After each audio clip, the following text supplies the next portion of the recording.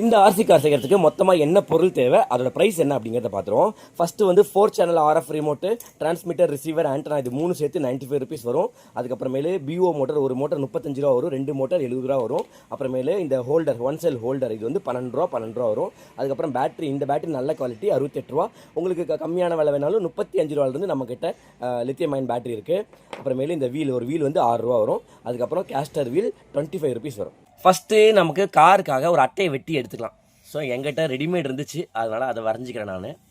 இப்போ டிரான்ஸ்மிட்டரில் இந்த ஆண்டனாவை கனெக்ட் பண்ணிட்டேன். அதுக்கப்புறமேலு 1 செல் ஹோல்டர் போட்டு ஒரு பேட்டரி போட்டாச்சு. Transmitter ready. அடுத்து ரிசீவரில் பார்த்தீங்கன்னா V+V- இருக்கும். அங்கே வந்து பேட்டரி +- கனெக்ட் பண்ணிக்கோங்க.